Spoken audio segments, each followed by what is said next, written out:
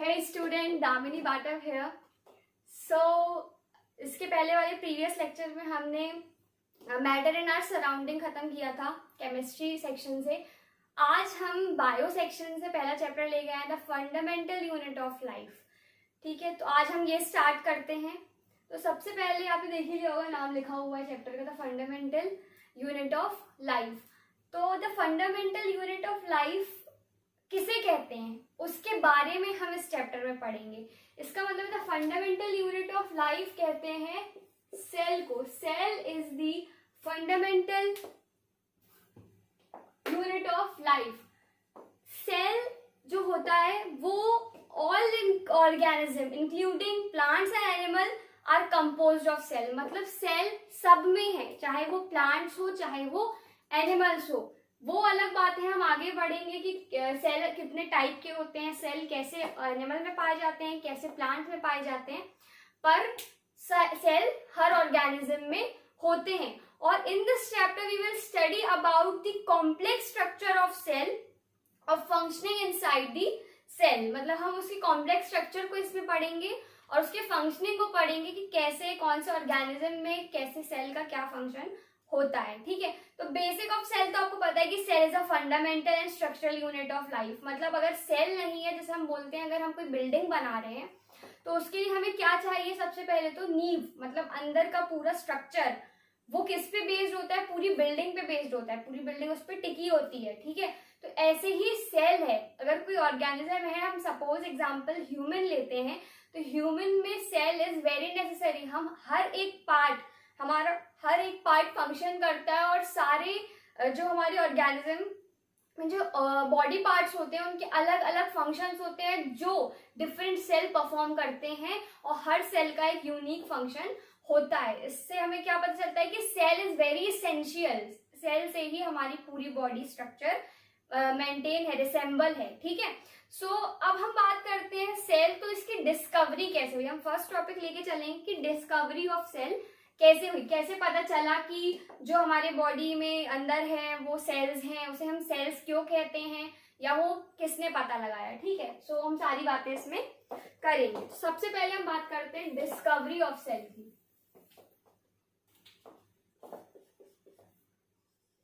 Discovery of cells. तो सबसे पहले तो डिस्कवरी ऑफ सेल्स में सबसे पहले नाम उनका आएगा जिसने ये सेल की डिस्कवरी की है. तो सबसे इनका नाम है Robert Hooke. Robert Hooke is a scientist. Robert Hooke ये साइंटिस्ट हैं. इनने 1665 में 1665 में इन्होंने क्या किया था, इन्हें एक्सपेरिमेंट किया था कि ये देखने के लिए, और इन्हें ये पता लगाया था कि क्या है, सेल है. कैसे, उन्होंने एक कॉर्क लिया और उसे वो एग्जामिन कर रहे थे. एक कॉर्क को वो एग्जामिन कर रहे थे और उन्होंने देखा कि जो कॉर्क है उसमें स्मॉल बॉक्सेस टाइप स्ट्रक्चर बन रहे हैं. कैसे, स्मॉल बॉक्सेस टाइप क्या बन रहे हैं, स्ट्रक्चर बन रहे हैं. समझ लो आप, जैसे कि ये स्मॉल बॉक्स समझ लो, ऐसे स्मॉल बॉक्स टाइप स्ट्रक्चर बन रहे हैं. और जब उन्होंने पूरा देखा तो उन्हें ऐसा लग रहा था कि वो एक पूरा हनी कोम, जैसे हम मधुमक्खी का छत्ता कहते हैं, एक हनी कोम जैसे एक स्ट्रक्चर उन्हें पूरा दिखा, और उसमें छोटे छोटे ऐसे करके एक स्मॉल बॉक्सेस टाइप. तो उन्होंने ये देखा और बोला कि ये एक स्मॉल बॉक्सेस टाइप स्ट्रक्चर है, बॉक्स टाइप स्ट्रक्चर है, और इसको देखें तो हनी कोम जैसा दिख रहा है. किसके जैसा दिख रहा है, हनी कोम जैसा दिख रहा है. ठीक है, तो उन्होंने क्या किया, इसका नाम क्या रख दिया, सेल. अब सेल क्यों रखा, क्योंकि इन लैटिन लैंग्वेज जो सेल है, सेल का मतलब होता है स्मॉल बॉक्सेस. इसीलिए उन्होंने इसका नाम क्या रखा था, सेल रखा था. उन्होंने डिस्कवर किया. जो कॉर्क वो एग्जामिन कर रहे थे वो क्या की कॉर्क थी, बार्क ऑफ ट्री की. मतलब इससे क्या प्रूफ हुआ, एक चीज, ये ट्री, प्लांट्स, ह्यूमन, सब एनिमल्स, सारे ऑर्गेनिज्म, लिविंग ऑर्गेनिज्म में क्या होते हैं, सेल्स होते हैं. तो उन्होंने सबसे पहले एग्जामिन किस में किया था, अपना बार्क ऑफ ट्री में एग्जामिन किया था. ठीक है, चलिए, तो यहाँ ये बात हुई कि कैसे डिस्कवरी हुई, कैसे पता चला कि ये सेल है। रॉबर्ट हुक ने किया था 1665 में।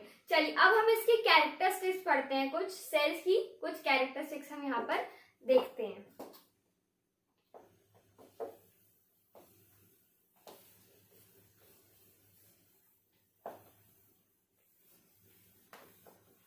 Characteristics of cell.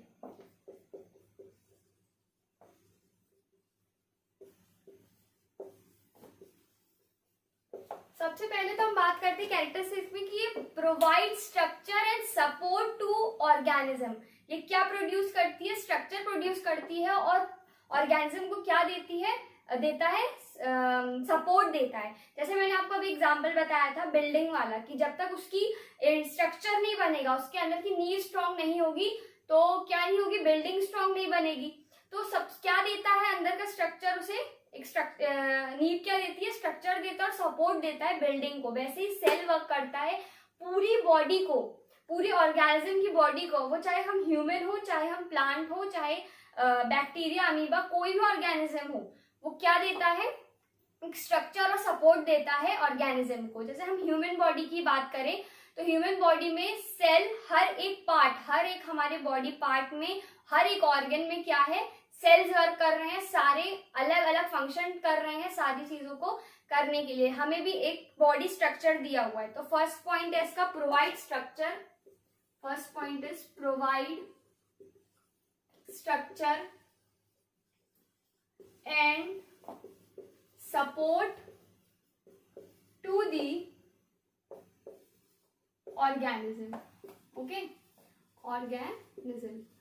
चलिए, सेकेंड पॉइंट इसका आता है सामने कि कंटेन हेरिडिटरी इंफॉर्मेशन। मतलब सेल क्या कंटेन करते हैं? हेरिडिटरी इंफॉर्मेशन कंटेन करते हैं। जैसे कि सेल्स की वजह से हमें पता चल जाएगा कि आपके फादर कौन है, आपके ये, मतलब जेनेटिकली सारी चीजें हेरिडिटरी की पता चलती हैं सेल्स के थ्रू। ठीक है, आगे हम उसके बारे में डिटेल में पढ़ेंगे। अभी चलिए कि contain hereditary information, contain hereditary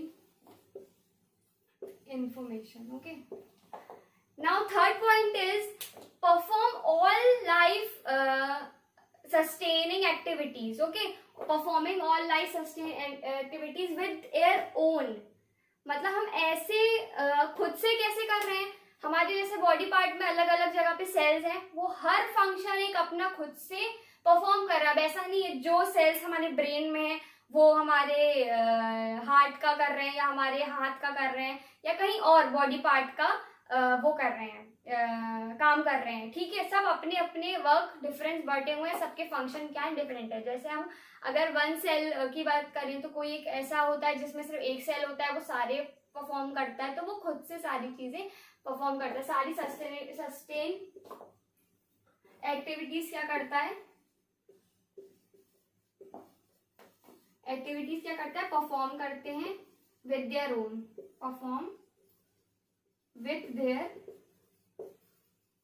own. ठीक है, नाउ अब हम आते हैं, ये टॉपिक हो गया हमारा इसकी कैरेक्टरिस्टिक सेल्स की। अब आते हैं इसके सेलुलर कंपोजिशन में जो डिफरेंट ऑर्गेनिज्म में होते हैं। जैसे दो तरह के सेलुलर कंपोजिशन होते हैं, हम यहाँ पे पढ़ेंगे। सेलुलर कंपोजिशन मतलब होता है कि कैसे सेल है, मतलब एक है, एक से ज्यादा है। तो यहाँ पे दो तरह के सेलुलर कंपोजिशन होते हैं, एक होता है यूनिसेलुलर और एक होता है मल्टी सेलुलर। दो तरह के क्या होते हैं? सेलुलर कंपोजिशन होते हैं। There are two type of cellular composition. The cellular composition, cellular composition in different organism. हर ऑर्गेनिज्म के अंदर क्या होते हैं? डिफरेंट सेलुलर कंपोजिशन होते हैं। तो mainly the composition, cellular composition is divided into two parts, the unicellular composition and the second is the multicellular composition। तो हम इन दोनों को ब्रीफली डिस्कस करते हैं विद डिफरेंस बिटवीन दोनों के बीच में। तो पहला है यूनिसेल्युलर और दूसरा है मल्टी सेल्यूलर। ठीक है, तो दो तरह के यहाँ पे सेलुलर कंपोजिशन है। तो सबसे पहले तो हम बात करते हैं यूनिसेलुलर की। तो unicellular is a single cell constituent in the whole organism. मतलब यूनिसेलुलर का मतलब है यहाँ पे कि यूनिसेलुलर में सिर्फ ऑर्गेनिज्म में एक ही सेल होगा, only one cell constituent, only, इसका फर्स्ट पॉइंट है, only one cell constituent is in the organism। और इसमें आ जाएगा मोर देन आएगा मल्टी, बहुत सारे, multi cell, more than one cell are consist. ठीक है, यहाँ पे हो गया। इसका दूसरा आएगा there is no division of cell. किसमें आएगा? यूनिसेलुलर में आएगा there is no division of cell, only one cell perform all the function. ठीक है, इसमें क्या होता है? ओनली, इनमें नो डिवीजन ऑफ सेल, इसमें डिवीजन नहीं होते हैं सेल के, division of cell, no division of cell, only one cell are perform all the function, perform all the function. ठीक है, और इसमें उल्टा होगा, there is division of cell, there is division of cell and all, for all organ, for all organ और all, for all body parts there are different cell for different function. ठीक है, ये बात होगी। अब हम इसकी एक एग्जांपल देख लेते हैं कि यूनिसेलुलर का सबसे बेस्ट एग्जांपल है अमीबा। इसका एग्जांपल होगा अमीबा, और इसका एग्जांपल हम ले लेते हैं ह्यूमन प्लांट्स। तो हम दोनों को अगर देखें, जैसे बात आती है अमीबा की, तो अमीबा कैसा दिखता है? ऐसा। इसमें सिर्फ एक सेल होता है और वो एक सेल से ही वो सारी चीजें करता है। यह मैं आपको नेक्स्ट टॉपिक में डिटेल समझाऊंगी। और मल्टी सेलुलर जैसे ह्यूमन में हर बॉडी पार्ट के लिए डिफरेंट सेल हैं, सारी चीजों को, सारे फंक्शंस को करने के लिए डिफरेंट सेल हैं जो अपने अपने फंक्शन खुद करते हैं। जैसे अगर हम WBC की बात करें, WBC जो होते हैं वो क्या करते हैं? हमारी बॉडी में एक तरह से सोल्जर का काम करते हैं। हमें कहीं भी चोट लगे तो वो क्या करते हैं? हील करने में हेल्प करते हैं, ज्यादा ब्लड बाहर आने नहीं देते।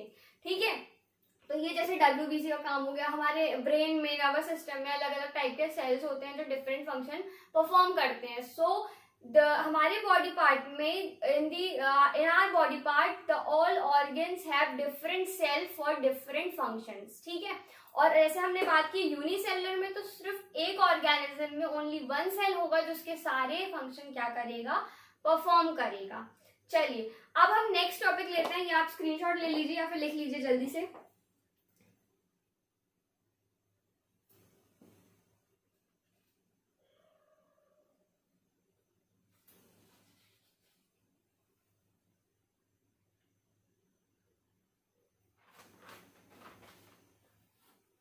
चलिए, तो अब हम पढ़ते हैं यहाँ पे शेप्स ऑफ सेल, मतलब सेल्स के हम शेप देखते हैं कुछ।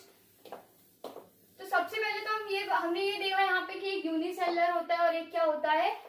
मल्टी सेलुलर होता है। ठीक है, तो यहाँ पे बात करते हैं कि बहुत सारे ऐसे होते हैं सेल्स जिनके डिफरेंट शेप्स होते हैं, डिफरेंट साइज होते हैं सेल्स के। तो कुछ हम शेप पढ़ेंगे सेल्स के।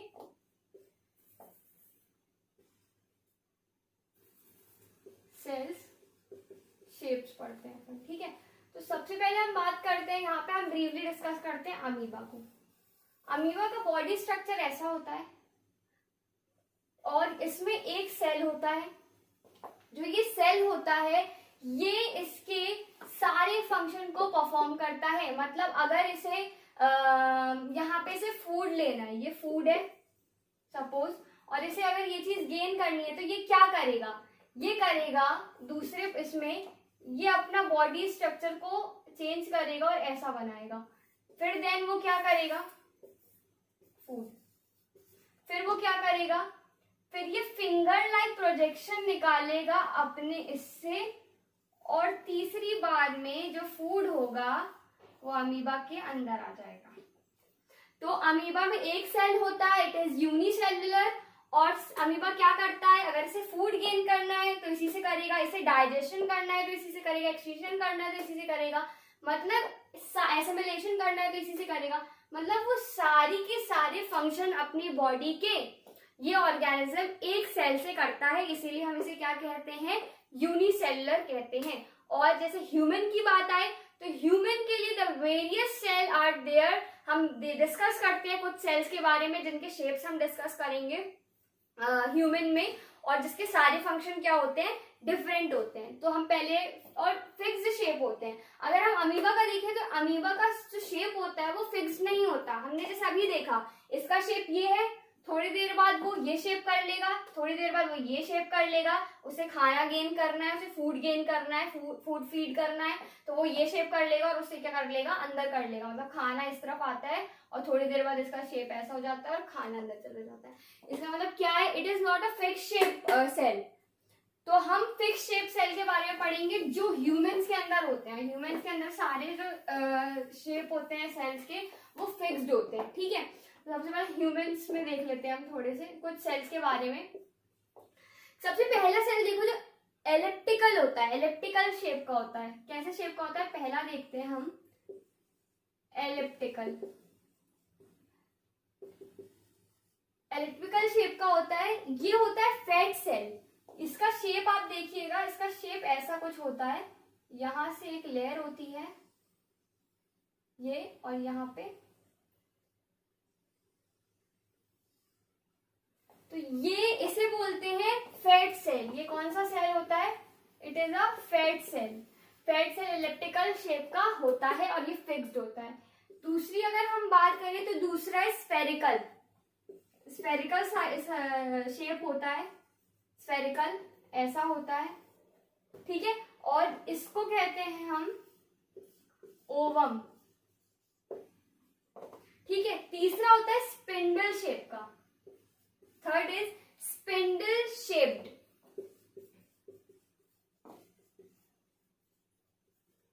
स्पिंडल शेप्ड कैसा होता है, स्पिंडल शेप्ड ऐसा होता है, और ये कौन सा वो होता है, द स्मूथ मसल सेल। ये स्मूथ मसल सेल होता है, स्मूथ मसल्स सेल, ठीक है। अब फोर्थ हम ले लेते हैं नॉब्ड थ्रेड टाइप। किसके टाइप, नॉब्ड थ्रेड। ये कुछ ऐसा होता है,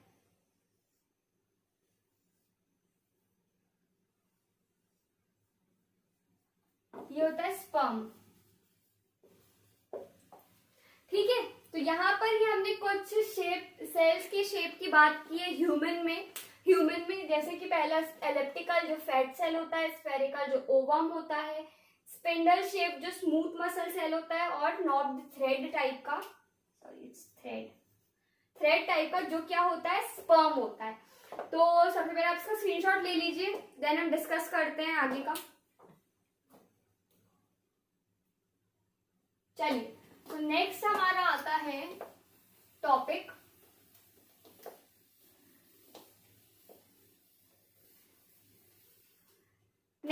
आता है हमारा difference between animal cell and plant cell, ठीक है। नहीं सॉरी, पहले हम पढ़ेंगे टाइप्स ऑफ सेल। तो दो तरह की टाइप्स ऑफ सेल हैं। टाइप्स ऑफ सेल में आ जाते हैं types of cell. Types of cell में दो तरह के सेल आते हैं, एक प्रोकैरियोटिक और एक आता है यूकैरियोटिक। दो तरह के सेल्स आते हैं टाइप्स ऑफ सेल्स में। पहला आता है प्रोकैरियोटिक, और दूसरा आता है यूकैरियोटिक,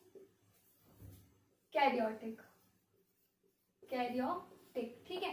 सबसे पहले हम बात करते हैं प्रोकैरियोटिक की। तो प्रोकैरियोटिक को पहले हम स्प्लिट करते हैं दो वर्ड्स में, ताकि हम पहले उस वर्ड का मतलब समझे, उसके बाद उसे समझे कि वो क्या होता है। तो यहाँ प्रो का मतलब होता है बिफोर, बिफोर, और कैरियोटिक का मतलब होता है, यहाँ प्रो का मतलब क्या होता है बिफोर, और यहाँ कैरियोटिक का मतलब होता है न्यूक्लियस। यहाँ पे कैरियोटिक का क्या मतलब होता है, nucleus.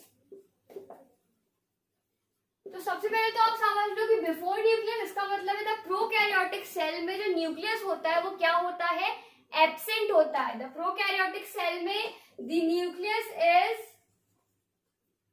Absent. And if we talk about the eukaryotic cell, if we talk about the eukaryotic cell, तो U का मतलब होता है true, U का मतलब होता है true, और कैरियोटिक मतलब तो मैंने अभी बताया न्यूक्लियस। तो इसका मतलब है कि यूकैरियोटिक में क्या प्रेजेंट होता है, न्यूक्लियस प्रेजेंट होता है। तो इसका पहला पॉइंट हो गया द न्यूक्लियस इज एब्सेंट, और इसका हो गया द न्यूक्लियस इज प्रेजेंट। ये हिंट के तौर पे आप याद कर सकते हो कि the nucleus is absent because prokaryotic and eukaryotic के उस पे। ठीक है, फिर हम बात करते हैं क्यों एब्सेंट होता है, बिकॉज ऑफ न्यूक्लियर, क्योंकि न्यूक्लियर जो होता है वो इसमें क्या होता है, एब्सेंट। इसमें न्यूक्लियर एब्सेंट होता है, इसलिए इसकी वजह से इसमें क्या नहीं होता, न्यूक्लियस नहीं होता। इसमें अगर न्यूक्लियर मेम्ब्रेन नहीं होती है, ठीक है, nuclear membrane is also absent. ठीक है, इसी की वजह से nucleus is not present, and जो स्पेस होती है न्यूक्लियस की जगह पे जो स्पेस होती है उसे हम यहाँ पे कहते हैं, third is it is called nucleoid, nucleoid. ठीक, what we call it, nucleoid. और जो यूकैरियोटिक होता है, यूकैरियोटिक में क्या होता है कि वेल डिफाइंड होता है, वेल डिफाइंड सेलुलर ऑर्गेनेल होता है, इसके पास न्यूक्लियर होता है, इसके पास न्यूक्लियर मेम्ब्रेन भी होती है, और हाँ जो यूकैरियोटिक होता है वो 10 टाइम्स लार्जर होता है प्रोकैरियोटिक के उस पे। ठीक है, एंड मोर कॉम्प्लेक्स होता है। मतलब यूकैरियोटिक क्या होता है, 10 टाइम लार्जर होता है और मोर कॉम्प्लेक्स होता है। डीएनए की अगर हम डीएनए की बात करें तो इसका डीएनए मोर कॉम्प्लेक्स होता है प्रोकैरियोटिक के थ्रू। तो मतलब अगर हम देखते हैं तो थर्ड इसका पॉइंट आ जाएगा। इसका पहला पॉइंट हमने देख लिया, दूसरा पॉइंट हो गया इसका कि nuclear membrane is present, nuclear membrane is present. और यहाँ पे तीसरा आ गया अपना, इट इज कॉल्ड न्यूक्लियोइड। यहाँ पे तीसरा आ जाएगा the nucleus is also present and it is large, it is 10 times or 100, it's 10 times, it's 10 times larger than prokaryotic cell। ठीक है, तो यहाँ पे खत्म होता है प्रोकैरियोटिक और यूकैरियोटिक का क्या नाम है, डिफरेंस बिटवीन। ठीक है, नाउ अगर हम बात करते हैं अब difference between animal cell and, इसका आप स्क्रीनशॉट ले लीजिए। अब हम बात करते हैं एनिमल सेल और प्लांट सेल के बारे में। ठीक है, तो प्लांट सेल और एनिमल सेल में क्या फर्क है। सो एनिमल सेल और यहाँ आ जाएगा प्लांट सेल। ठीक है, तो एनिमल और प्लांट में देखो, जो एनिमल सेल होता है ना उसका साइज स्मॉल होता है as compare to plant cell. मतलब साइज स्मॉल, साइज बिग और लार्जर। ठीक है, नेक्स्ट है साइटोप्लाज्म कंटेन स्मॉल वैक्यूल्स। इसमें साइटोप्लाज्म क्या कंटेन करती है, स्मॉल वैक्यूल्स कंटेन करती है। The cytoplasm contain small vacuole.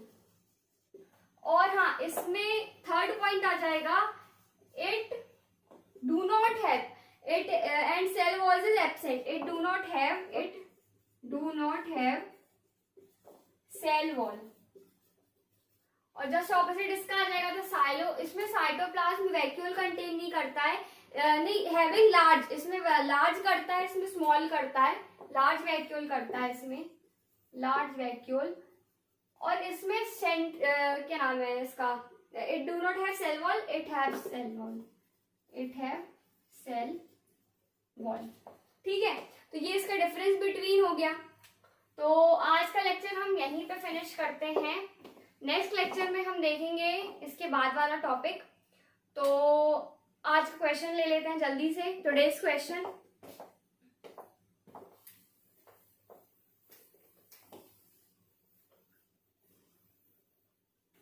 चलिए टुडेज क्वेश्चन इज